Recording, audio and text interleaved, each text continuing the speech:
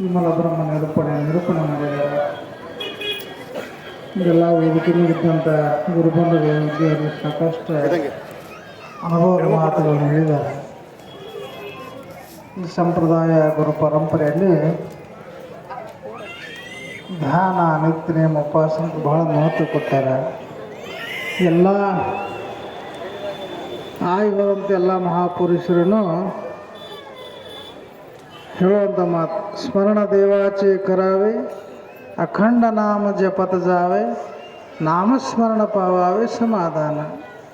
ನಾವೆಲ್ಲ ಇಷ್ಟು ಮಂದಿ ಕೂಡಿದ್ವಿ ಅದ್ರ ಸಲುವಾಗಿ ಅಂದ್ರೆ ಒಂದೇ ಸಮಾಧಾನ ಹುಡುಕಾಡ್ಲಕತ್ತೀವಿ. ನಮಗೆ ಅವಶ್ಯಕತೆ ಐತಿ ಸಮಾಧಾನ. ನಾವು ಅಲ್ಲಿಂದ ಇಲ್ಲಿ ಬಂದು ಸಮಾಧಾನ ಹುಡುಕಾಡ್ಲಕತ್ತಿದ್ದೀವಿ. ಇಲ್ಲಿ ಕೂತು ನಮಗೆ ಸಮಾಧಾನ ಇರಲಿಲ್ಲ ಅಂದ್ರೆ ಇಲ್ಲಿ ಬಂದದ್ದು ಉಪಯೋಗ ಏನು? ಸಮಾಧಾನ ಅನ್ನೋದು ಎಲ್ಲಿ ಸಂತಿಯೊಳಗೆ ಸಿಗುವಂಥ ವಸ್ತು ಅಲ್ಲ. ಯಾವ ಸ್ವಲ್ಪ ಸಾಹುಕಾರ ಇದ್ದಾವ ತಗೋತಾನಪ್ಪ, ಬಡವ್ರಿಗೆ ನೀಗೂ ಮಾತು ಅನ್ನುವಂಥದ್ದು ಅಲ್ಲ. ಸಮಾಧಾನ ಪಡ್ಕೋಬೇಕಂತಂದ್ರೆ ಎಲ್ಲ ಹೇಳ್ತಾರಲ್ಲ, ಚಿತ್ತ ಸುಚಿತ ಖರಾವಿ ಬೌಲಿಲೆ ಜೀವಿ ಇದರಾವೆ, ಸಾವೋದ ಹೂವಿನ ಬಯಸಾವೆ ನಿಮಿಷಕ್ಕೆ. ಅವ್ರ ಸಮಯನೂ ಭಾಳ ಕೇಳಿಲ್ಲ ನಿಮಗೆ ಜ್ಞಾನಿಗಳು. ಈಗ ನಮಗೆ ಎಷ್ಟೋ ವರ್ಷ ಕಳೆದಿದ್ದೀವಿ, ಇನ್ನು ಮುಂದೆ ಎಷ್ಟೋ ದಿವಸ ಅಥವಾ ವರ್ಷ ಬದುಕ್ತೀವಿ. ಅವ್ರು ಹೇಳ್ತಾರೆ ನಿಮಿಷ ಏಕ. ನನ್ನ ಸಲುವಾಗಿ ದಿನನಿತ್ಯ ಪ್ರಪಂಚ ಸಲುವಾಗಿ ಎಷ್ಟೋ ಒಂದು 23 ತಾಸು ಕಳೆದಿರ್ತೀಪ್ಪ. ಅವ್ರು 1 ತಾಸು ಅಲ್ಲ, ನನಗೊಂದು ನಿಮಿಷ ಸಮಯ ಕೊಡು ನನ್ನ ಸಲುವಾಗಿ.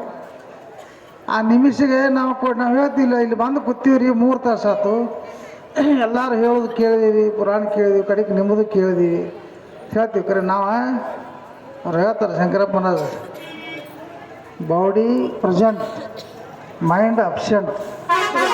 ನಮ್ಮ ಚಿತ್ತನೇ ಬೇರೆ ಕಡೆ ಇರ್ತೈತೆ ಅತ್ತ, ಬರೀ ಶರೀರದಿಂದ ಇಲ್ಲಿ ಕೂತಿದ್ದೀವಿ ಹೊರತಾಗಿ ನಮ್ಮ ಜೀವನದಲ್ಲಿ ನಮಗೆ ಬುದ್ಧಿಶಕ್ತಿಗಳು ಕೆಲಸ ಮಾಡ್ತಿರ್ತಾವಲ್ಲ, ಅಲ್ಲಿ ಹೋಗ್ಬೇಕಾಗಿತ್ತು, ಇಲ್ಲಿ ಹೋಗ್ಬೇಕಾಯ್ತು, ಅಲ್ಲಿ ಅದನ್ನ ತರಕ್ಕೆ ಹೋಗ್ಬೇಕಾಯ್ತು, ಇದನ್ನ ತರಕ್ಕೆ ಹೋಗ್ಬೇಕಾಯ್ತು, ಹೆಣ್ಣ ಗಂಡ ಸಂಪತ್ತು, ಈ ಒಂದು ವ್ಯಾಮೋಹದಲ್ಲಿ ನಾವು ಯಾರು ಎದುರಿಸಲಾಗಿ ಬಂದಿದ್ದೀವಿ, ಏನು ಮಾಡಬೇಕಾಗೈತೆ ಅನ್ನೋದನ್ನು ಮರೆತು ಬದುಕಲಾಗ್ತಿದ್ವಿ ಅಂತ ಅವ್ರು ಜ್ಞಾನಿಗಳು ಹೇಳ್ತಾರೆ. ಅವರೆಲ್ಲ ಮಹಾತ್ಮರು ಕ್ಷಣ ಒಂದು ಹೋಗಲು ಮೇರು ಕೊಟ್ಟರು. ಒಂದು ಕ್ಷಣ ಕಳೆದಿವಪ್ಪ ಅಂತಂದ್ರೆ ಏನು ಕೊಟ್ಟರು ಸಿಗಲ್ಲ. ಮನುಷ್ಯ ನೋಡ್ರಿ, ನಾಳೆ ಎಂಬವನ ಮನೆ ಹಾಳು, ನಾಳೆಯ ತನಕ ಜೀವಿಸಿರುವುದು ನಿಜವೇನು ಹೇಳು, ನಾಳೆ ನಾಳೆ ನಾಳೆ ನಾಳೆ ಅಂತೀವಿ ನಾವು. ಇದೆಲ್ಲ ಇನ್ನೂ ನಮ್ಮದಿನ ವಯಸ್ಸು ಸಾಕಟ್ಟೈತಿ, ಟೈಮ್ ಐತಿ, ಇದನ್ನೆಲ್ಲ ಅನ್ಕ ಸುಧಾರಣೆ ಮಾಡೋದು. ಸುಧಾರಣೆ ಮಾಡಿ ಮುಂದೆ ನಾಳೆ ಮಾಡ್ರಿ ಆತ್ಲ. ಸಪ್ತಾಹಕ್ಕೆ ಹೋಗೋದು ನಾಳೆ ಹೋದ್ರೆ ಆತ್ಲ, ಪುರಾಣ ಕೇಳಕ್ಕೆ ನಾಳೆ ಹೋದ್ರೆ ಆತ್ಲ ಆತೀವಿ ನಾವು. ಅಂದರೆ ಇದನ್ನು ನಾಳೆ ಮಾಡ್ತೀವಿ, ಮತ್ತು ನಾವು ದಿನ ಮಾಡೋದನ್ನಿಂತಲೇ ಅದು ದಿನನ ಮಾಡ್ತೀವಿ. ಇದಕ್ಕೆ ಸಮಯ ಇಲ್ಲ, ಅದಕ್ಕೆ ಸಮಯ ಐತಿ. ಇದು ಶಾಶ್ವತ ಸುಖ, ಅದಕ್ಕೆ ಸಮಯ ನಮ್ಮದಿಲ್ಲ. ಶಾಶ್ವತವಾದಂಥ ಸುಖಕ್ಕೆ ನಮಗೆ ಸಮಯ ಇಲ್ಲ. ಆ ಕ್ಷಣದ ಸುಖಕ್ಕಾಗಿ ನಾವು ಏನೆಲ್ಲ ತ್ಯಾಗ ಮಾಡಕ್ಕೆ ಸಿಗ್ತೀವಿ ನೋಡ್ರಿ. ಪ್ರಪಂಚ ಮತ್ತು ಪರಮಾರ್ಥದ ವಿಶ್ಲೇಷಣೆಯನ್ನು ಮಹಾತ್ಮರು ಮಾಡ್ತಾರೆ.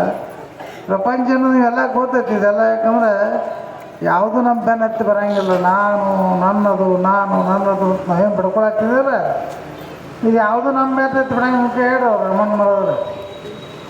ಭಾಳ ಕಷ್ಟಪಟ್ಟು ಶಿಕ್ಷಣ ಕಲಿಸಿದ, ಭಾಳ ಖರ್ಚು ಮಾಡಿದ, ಮತ್ತು ಕೋಟಿಗಟ್ಟಲೆ ಖರ್ಚು ಮಾಡಿ ಮನೆ ಕಟ್ಟಿದ, ಅವ್ರನ್ನೆಲ್ಲ ದೊಡ್ಡ ದೊಡ್ಡ ಅಧಿಕಾರಿಗಳನ್ನು ಮಾಡಿದ.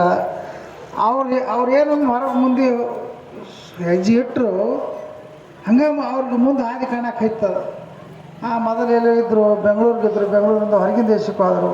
ಹಿಂಗೆ ಅನೇಕ ಸಂಪತ್ತಿನ ಕಡೆ ಲಕ್ಷ್ಯ ಹೊಂಟ್ಬಿಟ್ಟು, ಅವಾಗ ನಮ್ಮನ್ನು ಯಾರು ಸಂರಕ್ಷಣೆ ಮಾಡ್ರು, ಯಾರು ಜೋಪಾನ ಮಾಡ್ರು, ಈ ಶಿಕ್ಷಣ ಯಾರು ಕೊಟ್ಟರು, ನಾವು ಬದುಕ್ತಿದ್ದೀವನ, ಅವ್ರು ನಮ್ಮ ಲಕ್ಷ್ಯ ಕೊಟ್ಟಿದ್ರೆ ಬದುಕ್ತಿದ್ದೀವನ ಅನ್ನುವಂಥ ಒಂದು ವಿಚಾರ ಬಂದ್ರೆ ಹೊಳ್ಳಿ ನೋಡ್ದೈತೆ.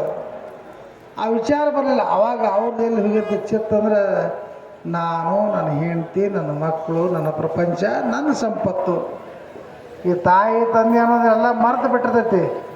ಅದನ್ನು ನೆನಪಿಡೋಕೆ ಸಂಸ್ಕಾರಗಳು. ಸಂಸ್ಕಾರ ಅಂತ ಯಾಕೆ ಬಿಡ್ಕೋತಾರೆ ಎಲ್ಲರೂ? ಸಂಸ್ಕಾರದಿಂದ ನಮ್ಮ ಮನೆತನದ ಬದಲಾವಣೆ ನೋಡ್ಬೇಕಾರೆ. ಸ್ವಲ್ಪ ಸಂಸ್ಕಾರ ಕೆಟ್ಟಂದ್ರೆ ಅವ ವ್ಯಸನಕ್ಕೆ ಅಂಟುಕೊತಾನ, ಕೆಟ್ಟ ಕೆಲಸ ಮಾಡ್ತಾನೆ, ಪಾಪ ಕಾರ್ಯ ಮಾಡ್ತಾನೆ. ನೋಡಿ ಈಗೆಲ್ಲ ಆ ಕಡೆಲ್ಲ ಕೆಲವೊಂದು ಕಡೆ ಕೆಲವೊಂದು ರಾಜ್ಯದಾಗ ದಿನನಿತ್ಯ ಅನ್ಯಾಯ ಅತ್ಯಾಚಾರಗಳು ನಡೀತಾವೆ. ಪರಸ್ತ್ರೀ ಪರದನ ಪರಸಂಪತ್ತು ತರಲ ಬಡದಾಡಿ ಸಾಲ ಆಗ್ತಾರೆ. ಎದರ ಸಲುವಾಗಿ? ಒಂದು ತಪ್ಪು ಮಾಡಿದ್ರ ಸಲುವಾಗಿ. ಹಂಗೆ ನಮ್ಮ ಮನಸ್ಸು ದಿನನಿತ್ಯ ನಾವು ತಪ್ಪು ಕಾರ್ಯಗಳು ಮಾಡ್ತಿರ್ತಾವೆ. ನಾವು ನಮ್ಮ ಮನಸ್ಸನ್ನು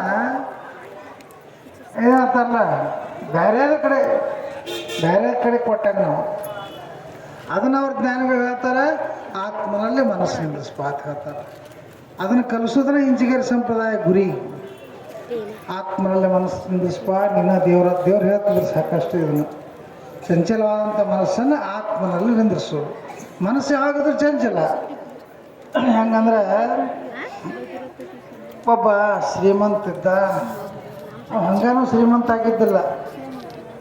ಅವ ಏನೇನು ಮಾಡಿ ಬಡ್ಡಿ ವ್ಯವಹಾರ ಇಂಥವೆಲ್ಲ ಮಾಡಿದ್ರೆ ಶ್ರೀಮಂತ ಅದ.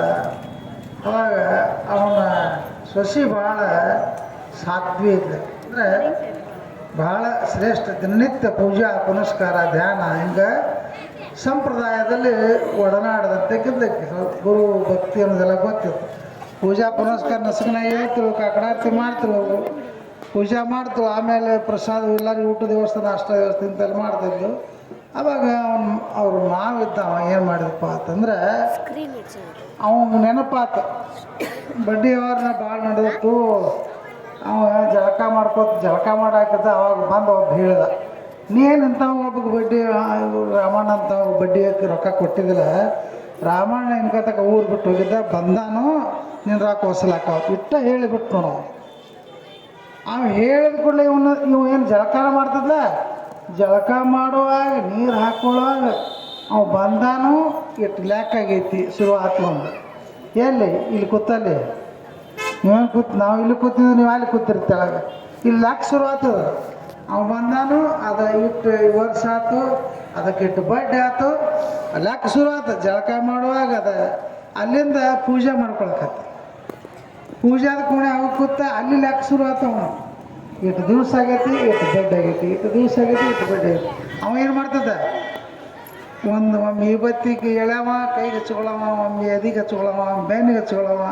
ಅವೇನೋ ಪೂಜೆ ಮಾಡೋರು ಇವತ್ತು ನಮಗೇನು ಗೊತ್ತಾಗ ಏನದ, ಮೈ ತುಂಬ ಹಚ್ಕೋತಿದ್ರು ಹಂಗೆಲ್ಲ ಹಣಿಗೆ ಹಚ್ಕೊಳವ.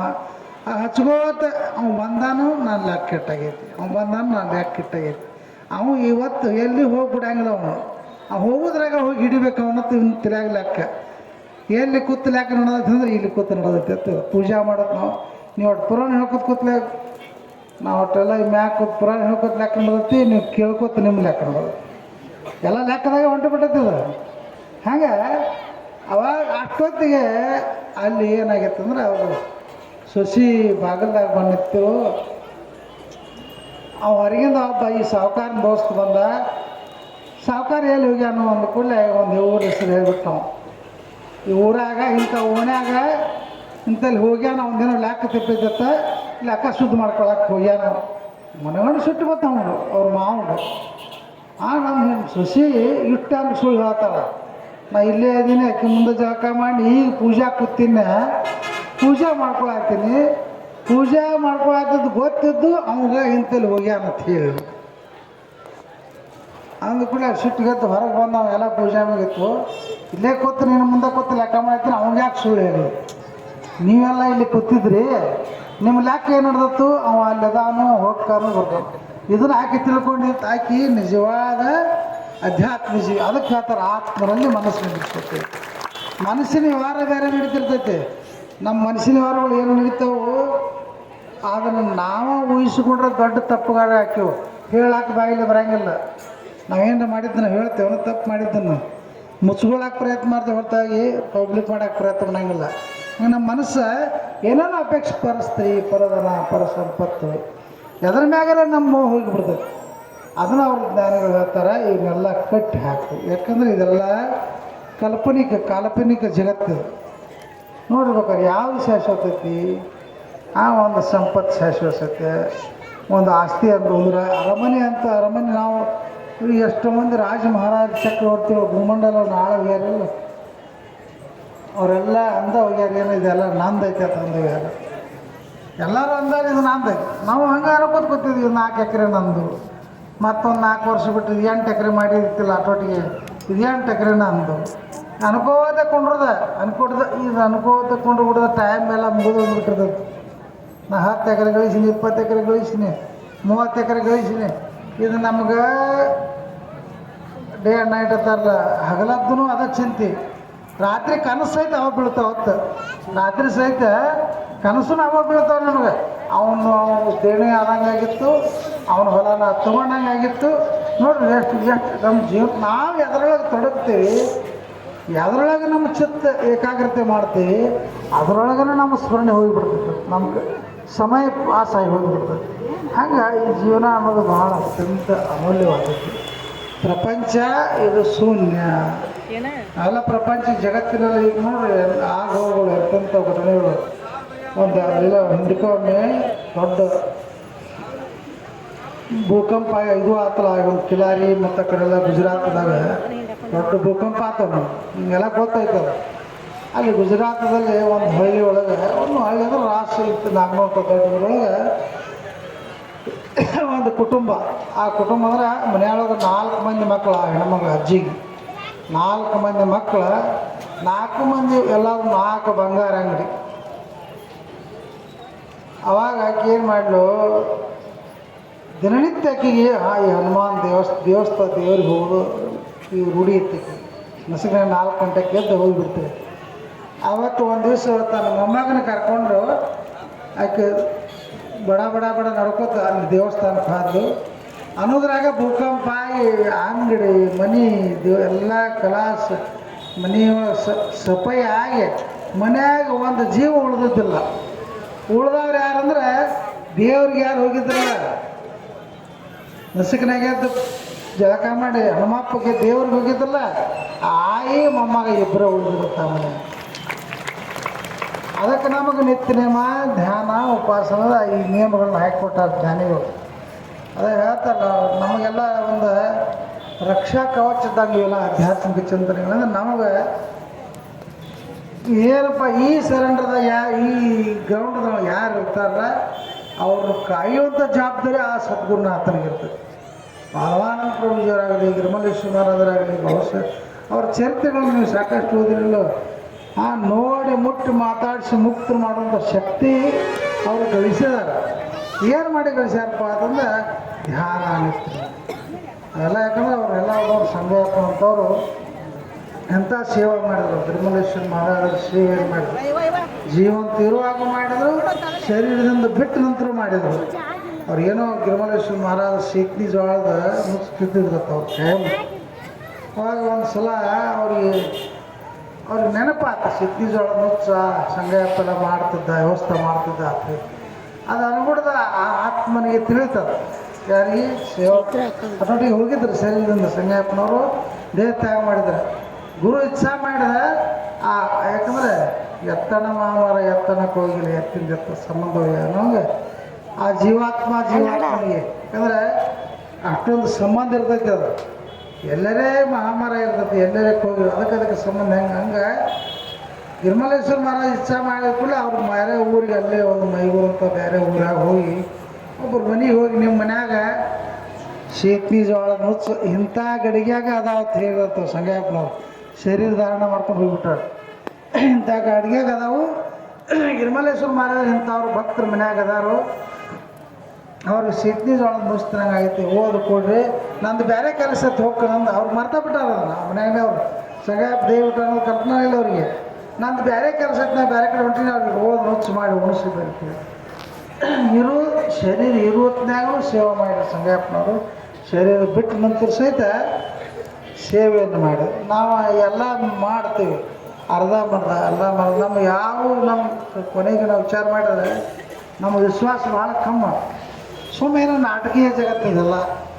ಈಗ ರಾಮಣ್ಣ ಮಹಾರಾಜ್ ಹೇಳಿದ್ರು, ಇವ್ರು ಹೇಳಿ ಶಂಕರಪ್ಪ ಮಹಾರಾಜ್ ಎಲ್ಲ ಮೃಷ್ಟಾನಿತ್ತಂದ್ರೆ ಗುರುಗಳು ಹಚ್ಚಿದ ಹೆಂಗೆ ಮೀರೋದು ಹೇಳ್ತೀವಿ. ಸ್ವಲ್ಪ ಏನು ಕೆಲಸ ಬತ್ತಪ್ಪ ಅಂತಂದ್ರೆ ನಂದು ಕೆಲಸ ನನಗೆ ಕಂಟಕ ಐತಿ, ನನಗೆ ನೀನು ಮರಕಂಟಕ ಜಲಕಂಟಕ ಅಂತ ಹೇಳ್ತೀವಲ್ಲ. ಹಂಗೆ ನಾವೆಲ್ಲ ಸತ್ಯ ಶಿಷ್ಯರಾಗಬೇಕು. ಶಿಷ್ಯರೊಳಗೆ ಭಾಳ ನಮೂನೆ ಇದಾವೆ. ಮುಂದೆ ಮನುಷ್ಯನಲ್ಲಿ ಸ್ವಾರ್ಥ, ಆಸೆ, ಆಕಾಂಕ್ಷೆಗಳು ಇವೆಲ್ಲ ಮನುಷ್ಯನಿಗೆ ಆಸೆ ಇರಬೇಕು. ಆಸೆ ಇದ್ದಾಗ ನಮಗೆ ಜೀವನ ಸಾಗಬೇಕು.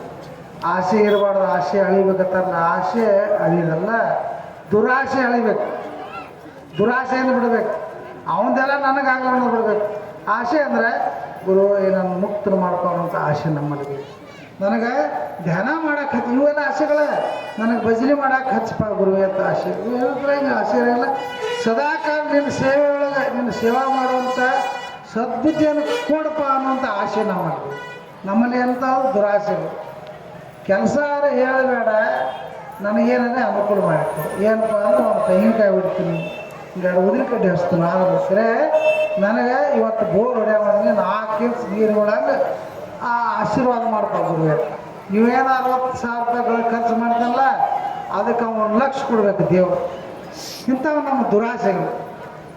ಇದು ಪ್ರಾಪಂಚಿಕ ಜೀವನದಲ್ಲಿ ಬರುವಂಥದ್ದು. ಆದ್ದರಿಂದ ಈ ಸಂಪ್ರದಾಯ ಗುರು ಪರಂಪರೆಯಲ್ಲಿ ಭಾಳ ವಿಶೇಷತೆ ಇದೆ ನೋಡ್ರಿ. ಎಲ್ಲ ನೀವು ಯಾಕಪ್ಪ ಅಂತಂದರೆ ನನ್ನ ದೃಷ್ಟಿಯೊಳಗೆ ನೀವು ಇಷ್ಟು ಜನ ಯಾಕಂದ್ರೆ ಸಪ್ತಾಹ ಹೊಡೆದಂಗೆ ಆಡೋದು ನೀವೆಲ್ಲ ಧನ್ಯರು. ಧನ್ಯ ನರದೇ ಅಂತಾರಲ್ಲ. ಈ ಶರೀರ ಎಲ್ಲ ಏನಿಲ್ಲ ಒಣ ಉಸಾಬರಿ ಭಾಳ ಮಾಡ್ಲಿಕ್ಕೆ ತಯಾರಾಕೈತೆ. ಇಂಥ ಭಕ್ತಿ ಮಾರ್ಗದೊಳಗೆ ಕೂತು ಧ್ಯಾನ ಮಾಡೋದಾಗಲಿ, 4 ಹಿತವಚನಗಳನ್ನ ಕೇಳೋದಾಗಲಿ, ಇದು ಯಾರಿಗಾರ ಅವಶ್ಯಕತೆ ಐತಿ? ನೋಡ್ಬೇಕು. ಎಲ್ಲರ ಒಂದು ಪುರಾಣ ಪ್ರವಚನ ನಡೀತಂದ್ರೆ ಎಲ್ಲ ದೂರ ಕೂತು ಹಾಳು ಹರಟೆ ಮಾಡ್ತಿರ್ತಾರೆ. ಮತ್ತು ಬೇರೆ ಯಾವುದಾರು ಈಗೆಲ್ಲ ಕೆಲವೊಂದು ಕೆಟ್ಟ ಮನೋರಂಜನೆಗಳು ಬಂದಾವ, ಅಶ್ಲೀಲ ಜಾನಪದ ಸಾಹಿತ್ಯಗಳು ಬಂದಾವ. ಅವನು ಕೇಳೋದಂದ್ರೆ ಒಬ್ಬರ ಮ್ಯಾಗ ಒಬ್ಬರು ಬಿದ್ದು ಕೇಳ್ತಾರೆ. ಅದು ಮನುಷ್ಯತ್ವವನ್ನು ಮೀರಿರ್ತಾರಲ್ಲ. ಮನುಷ್ಯತ್ವ ಮೀರೋದು ಗೊತ್ತಾಕೈತೆ ನಿಮಗೆಲ್ಲ. ನಾವೀಗ ಸದ್ಯ ಮನುಷ್ಯರಾಗತ್ತೆ ಇರ್ತೀವಿ. ಅದ್ರಾಗ ಏನಾದ್ರು ಒಂದು ಶರೀರದಾಗ ಒಂದು ಔಷಧ ಹೋತಪ್ಪ ಅಂತಂದ್ರೆ ಅದೊಂದು ರಾಕ್ಷಸಿ ಪ್ರವೃತ್ತಿ ಬೆಳೆದು ಹಂಗೆ ನಮ್ಮ ಜೀವನ. ಯಾಕಂದ್ರೆ ದೇವ್ರು ನಮಗೆ ಈ ಭೂಮಿಗೆ ಎದಕ್ಕೆ ಸಲ ತಂದುಬಿಟ್ಟನಪ್ಪ, ನಮ್ಮನ್ನ ಯಾಕೆ ಏನು ಜೀವನ ಮುಕ್ತಿಯನ್ನು ಪಡ್ಕೋಬೇಕಂತ ತಂದುಬಿಟ್ಟ. ಜೀವನ ಮುಕ್ತಿ ಅಂದರೆ ಏನಪ್ಪ ಅಂತಂದ್ರೆ ಈ ಜನನ ಮರಣದ ಬಾಧೆ, ಹುಟ್ಟು ಸಾವು ಏನಪ್ಪ ಅಂತಂದ್ರೆ ಇದನ್ನೆಲ್ಲ ತಪ್ಪಿಸೋ ಸಲುವಾಗಿ ಗುರು ಏನಪ್ಪ ಅಂತಂದ್ರೆ ಮನುಷ್ಯ ಜನ್ಮ ಪ್ರಾಪ್ತ ಮಾಡ್ಯಾನ. ಇಂಥ ಒಂದು ವಿಶೇಷ ಸಂಪ್ರದಾಯ ಗುರುವಿನ ಉಪದೇಶ ಸಿಕ್ಕೈತಿ, ಸಾಧನಾ ಮಾರ್ಗ ಸಿಕ್ಕೈತಿ. ಜೀವನ ಮುಕ್ತರಾಗುವಂಥ ಸನ್ಮಾರ್ಗವನ್ನು ಗುರುಗಳು ಹೇಳ್ಯಾರ. ನಾ ಭಾಳ ಪಾಡಿದ್ರಾಗ ಯಾವ ಪಾಂಡಿತ್ಯನೂ ಇಲ್ಲ, ಭಾಳ ಅಧ್ಯಯನ ಮಾಡ್ಬೇಕಂತನೂ ಇಲ್ಲ, ಗ್ರಂಥಗಳನ್ನ ಭಾಳ ಓದಿದ್ರೂ ಏನಿಲ್ಲ. ಏನು ಹೇಳ್ತಾರಲ್ಲ ಶಾಸ್ತ್ರ ಆದಿದೆ ಇವೆಲ್ಲ ಸುಮ್ಮನೆ ನಮಗೆಲ್ಲ ಒಂದು ಕ್ಲಾಸ್ಗಳು ಆಗ್ತಿಲ್ಲ.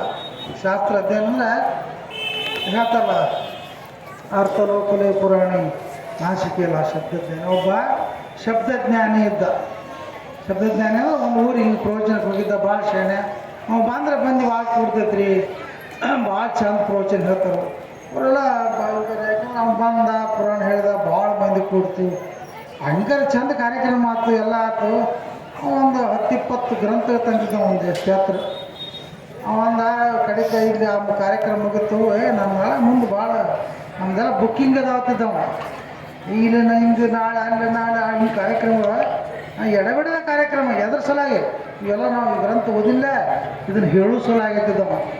ಅವಾಗ ಎಲ್ಲ ಈಗ ಹೇಳೋದು ಮುಗೀತು. ಹೊಂಟ ಊರಣ್ಣವ್ರೆಲ್ಲ ಸತ್ಕಾರ ಮಾಡಿದರು. ಹೋಗ್ರಿಪ್ಪ ಬೀಳ್ಕೊಟ್ಟು ಮುಂದೆ ಅಲ್ಲಿ ಒಂದು ನದಿ ಹಾದಿತ್ತು. ಆ ನದಿ ದಂಡಿನಾಗ ಹೋದ ಅವ ಎಲ್ಲ ಗ್ರಂಥ ಅವನು ನಾವು ನಡೆಸ್ತಿದ್ಲ. ಬಾಯಲ್ಲೆಲ್ಲ ಗ್ರಂಥ ಓದಿ ಅವ್ನು ಸಣ್ಣವ್ ಕಾಣಿದ್ದ. ಅವ್ನ ಕಣ್ಣಾಗ ನಮ್ಮ ಕಣ್ಣಾಗ ಅವ್ನು ಕಾಣ್ತಾರೆ. ಯಾರಲ್ಲಿ ಎಂಥ ಸಾಮರ್ಥ್ಯ ಇರ್ತೈತೆ ನೋಡಿ ಕಣ್ಣು ಹಿಡಿದು ಸುಮ್ಮನೆ ಇರ್ತಾರಪ್ಪ ಅಂತಂದ್ರೆ ಅವರಲ್ಲಿ ಏನೋ ಒಂದು ಇರ್ತೈತೆ ಚೀಸು. ಯಾಕಂದ್ರೆ ನಾವೆಲ್ಲ ವಡ ಒದರ್ತಿರ್ತೀವಲ್ಲ, ನಮ್ಮದು ಬೇರೆ ಇರ್ತಿರ್ತವೆ. ನಮ್ಮ ಪಾಂಡಿತ್ಯಕ್ಕಿಂತಲೂ ಹೆಚ್ಚಿನ ಪ್ರಮಾಣ ಒದರ್ ಬಿಡ್ತೀವಿ ನಾವು. ಸುಮ್ಮನಿರ್ತಾರೆ. ಸುಮ್ಮನಿರು ನಾಲಿಗೆ ಸಾಕ್ಷಾತ್ ನಾಲಿಗೆ ಸುಮ್ಮನಿದ್ದರೆ ನೀನು ಏನಾಗುವೆ? ಪರಬ್ರಹ್ಮನಾಗುವೆ. ಸುಮ್ಮನಿದ್ದರೆ ನೀನು ಪರಬ್ರಹ್ಮನಾಗುವೆ. ಅದಕ್ಕೆ ನಾವು ಈ ಶಬ್ದದ ತಾಕಲಾಟದವಾಗ ನಮ್ಮನ್ನು ನಾವು ತೊಡಗಿಸ್ಕೊಂಡ್ಬಿಟ್ಟಿದ್ದೀವಿ. ಹಾಗೆ ಅದು ಹೇಳ್ತಲ್ಲ, ಹೇಳೋದು 4 ಮಾತು ಕಮ್ಮಿ ಆಗ್ಬೇಕಾದ್ರೆ 4 ಶ್ವಾಸ ಧ್ಯಾನ ನಮ್ಮಲ್ಲಿ ನಡೆಯಬೇಕು. ಧ್ಯಾನ ಸದಾಕಾಲ ನೆನಪು ಅರಿತು ಮರೆತು ಒಮ್ಮೆ ಅಂತಾರಲ್ಲ, ಅರಿತು ಮರೆತು ಒಮ್ಮೆ ಗುರು ಎಂದು ನೆನೆದರೆ ಗುರು ತುಟ್ಟು ಹೊರಗೆ ಪರದತ್ತು.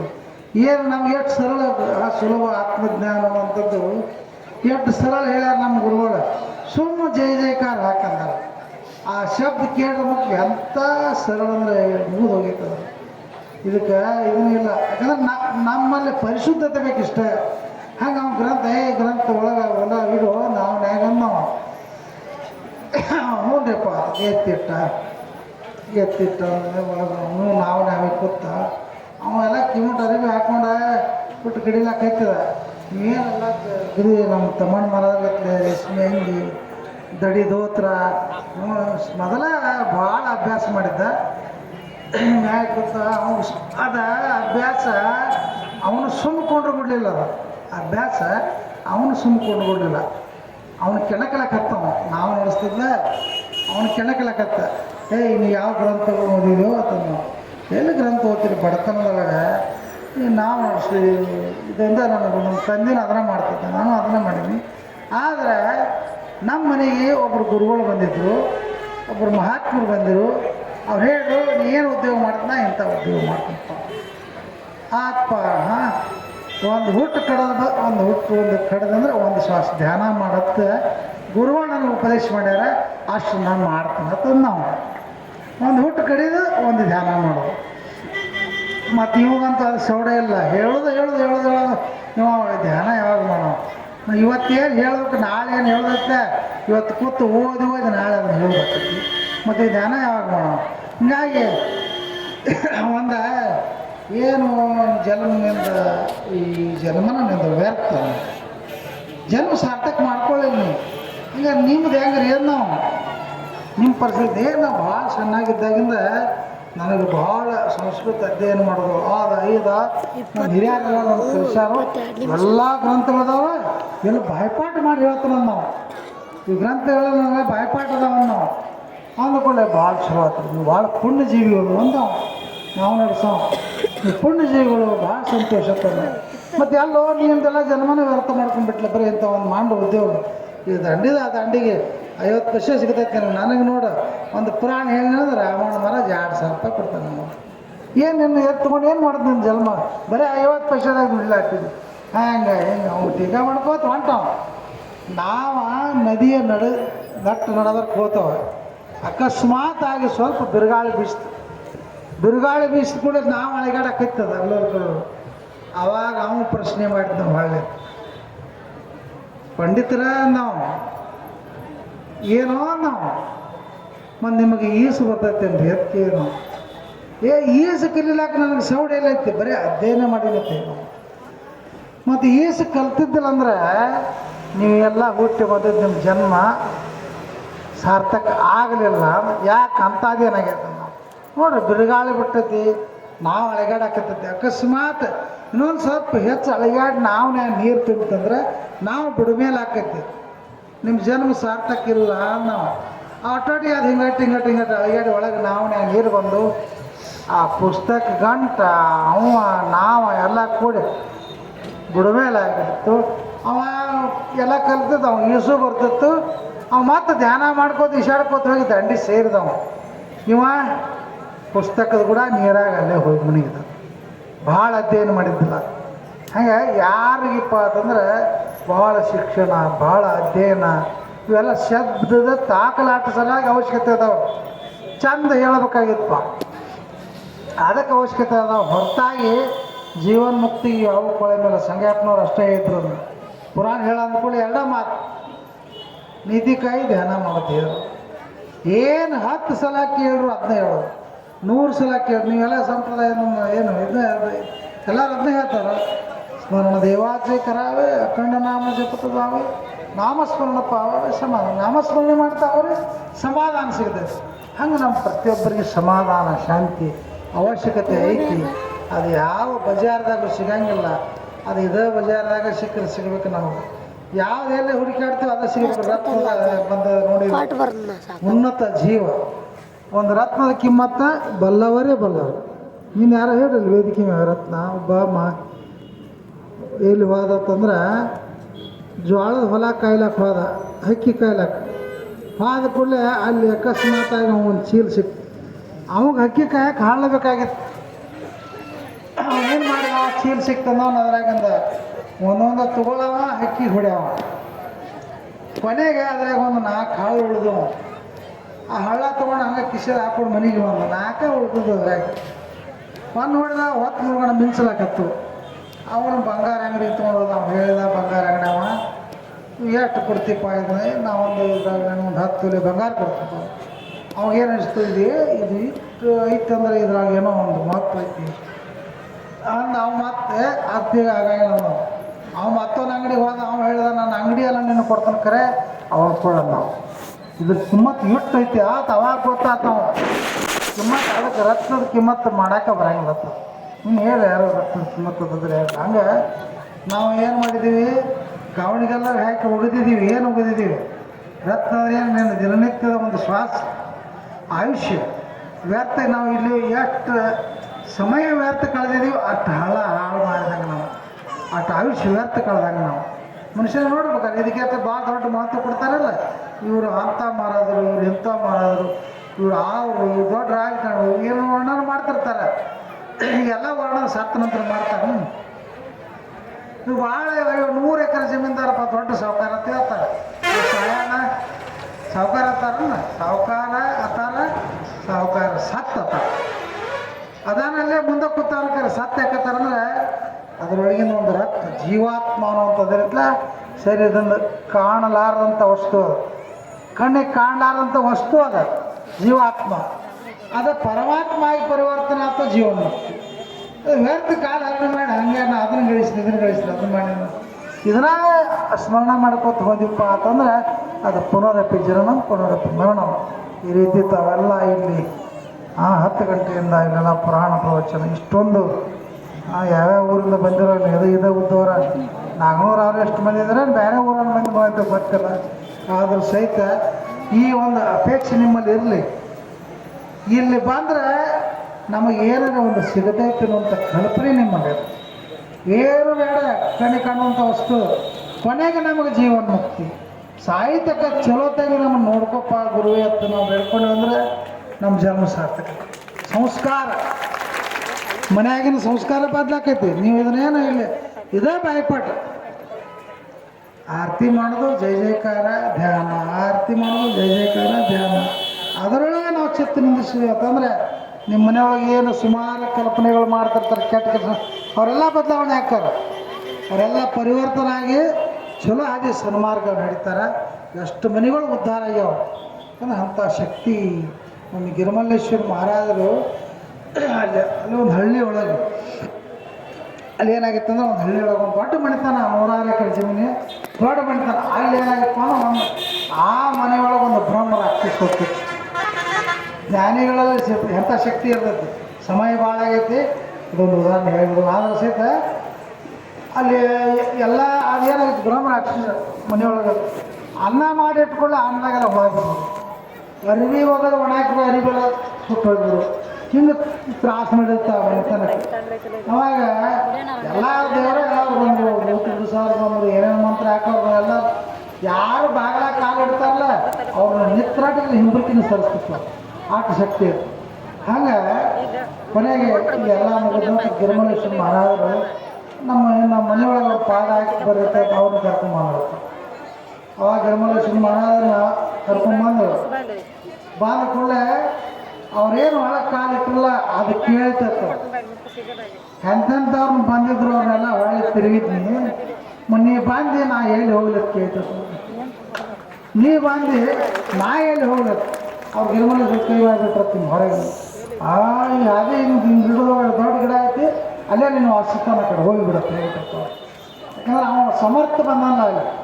ಹಂಗೆ ಎಲ್ಲ ನಮ್ಮ ಮನೆಯಾಗಿನ ಪೇಡಾಗಳು ಹೊರಗೆ ಹಾಕವ್ರ. ಅವ್ರೆ ನೀವೆಲ್ಲರೇ ಕೊಡ್ತಾರೋ, ಇದನ್ನು ಹಚ್ತಾರೋ, ಅದನ್ನು ಹಚ್ತಾರೋ, ಏನಾರು ನಂಬಿ ನೆಚ್ಚಿ ಕೆಡಬೇಡತ್ತಾರಲ್ಲ. ನಾವು ಇಂಥದನ್ನು ನಂಬಿದೀವಪ್ಪ ಅಂತಂದ್ರೆ ಇಲ್ಲಿ ನಾವು ಸಿಗೋದು ಎಲ್ಲ ಬೇಕು ಬೇಡದ್ದೆಲ್ಲ ಸಿಗುತ್ತೆ. ನಾವು ಮಾಡಿದಾಗ ನಾವು ಹಂಗೆ ಕೂತ ಸುಮ್ಮನೆ ಹಂಗೆ ಸಿಗಲಂದ್ರೆ ಸಿಗಂಗಿಲ್ಲ. ಅದು ಲಕ್ಷ್ಯ ಬೇಕು. ನಮಗೆ ಲಕ್ಷ್ಯ ವಿಡಲಾಕ್ಷ ಅನ್ನೋದು ಇರ್ತಾರಲ್ಲ, ಹಂಗಾಗಿ ಸಂಪ್ರದಾಯ ಪರಂಪರೆ ನೀವೆಲ್ಲ ಇಷ್ಟೊಂದು ಜನ ಇದೊಂದು ಏನೋ ಒಂದು ದಿಂಡೆ ಸಪ್ತ ಇದು ಒಂಥರ ವಿಚಿತ್ರ ಇನ್ನೆಲ್ಲ ನೋಡೋಣ ನಮಗೂ ಹುಚ್ಚದ ಇಷ್ಟು ಜನ ಕುಂಡ್ರಾಕ್ ಜಾಗ ಇಲ್ದಂಗೆ ಮಾಡಿಬಿಟ್ರಿ ನೀವು ಮತ್ತೊಬ್ಬರು ಬಂದರೆ ಕುಂಡ್ರಾಕ್ ಜಾಗ ಇಲ್ದಂಗೆ ಎಷ್ಟು ಜನ ಸೇರಿ ಯಾಕಂದ್ರೆ ನೀವೆಲ್ಲ ನನ್ನ ದೃಷ್ಟಿಯೊಳಗೆ ನೀವೆಲ್ಲ ಜೀವನ್ಮುಕ್ತರು. ಅಪೇಕ್ಷೆ ಬೇಕಲ್ಲ, ಇಲ್ಲೇ ಬಿಟ್ಟು ಹತ್ತಿತ್ತು ಬೇರೆ ಕಡೆ ಕೂತು ಮಾತು ಹಾಳು ಹರಟೆ ಹಾಕೋದ್ರಕ್ತ ಇಲ್ಲಿ ಬಂದು ನಾಲ್ಕು ಹಿತವಚನ ಕೇಳಬೇಕು ಅಂತ ಅಪೇಕ್ಷೆ ಪಟ್ಟು ನೀವು ಬಂದಿರಲ್ಲ, ನಿಮ್ಮನ್ನು ಮುಕ್ತರು ಮಾಡಲಾರ ದೇವರಲ್ಲಿ ಯಾರು ಮುಕ್ತರು ಮಾಡಿ. ಆದ್ದರಿಂದ ನಿಯಮ ಜೀವನ ಮುಕ್ತಿಯನ್ನು ಹೊಂದಬೇಕಾತಂದ್ರೆ ಈ ಸಂಸ್ಕಾರಗಳು ಬೆಳೀಲಿ. ನಿತ್ಯ ನೀವು ಉಪಾಸನ ಮಾಡಿರಿ, ಗುರುಗಳು ಕೊಟ್ಟು ಉಪದೇಶವನ್ನು ನಾಮಾಮೃತವನ್ನು ನಾಮಸ್ಮರಣೆ ಎಲ್ಲ ಸಮಯದಾಗೂ ಮಾಡಕ್ಕೆ ಬರ್ತದೆ. ಹೇಳ್ತಾರೆ ಚಾಲ್ತಾ ಹೋಗ್ತಾ ಬಂದಾಕತ್ತ ನಮ್ಗೆ ಮನ್ಯಾಗ ಅಡುಗೆ ಮಾಡುವಾಗ ಕೆಲಸ ಮಾಡುವಾಗ ಮನ್ಯಾಗ ಏನೋ ತ್ರಾಸು ಬಂದರೂ ಸಹಿತ ಒಂದು ಸ್ವಲ್ಪ ಧ್ಯಾನ ಮಾಡಿದ್ರೆ ಎಲ್ಲ ಪರಿಹಾರ ಮಾಡುವಂಥ ಶಕ್ತಿ ಆ ಗುರುವಿನ ಐತಿ. ಅವೆಲ್ಲ ಇದ್ರ ಮ್ಯಾಗ ವಿಶ್ವಾಸ ಈ ಗುರು ಭಕ್ತಿಯವ್ರನ್ನ ಎಲ್ಲರೂ ಮುಂದುವರೆದು ಏನಪ್ಪ ಅಂತಂದ್ರೆ ಸದ್ಗುರುನಾಥ ನಿಮ್ಮನ್ನು ನಮ್ಮನ್ನೆಲ್ಲ ಕೇಳಿ ಕರ್ಕೊಂಡು ಗುರು ಮುಟ್ಟಿಸಿ ಹೇಳ್ಕೊಂಡು ಎರಡು ಮಾತು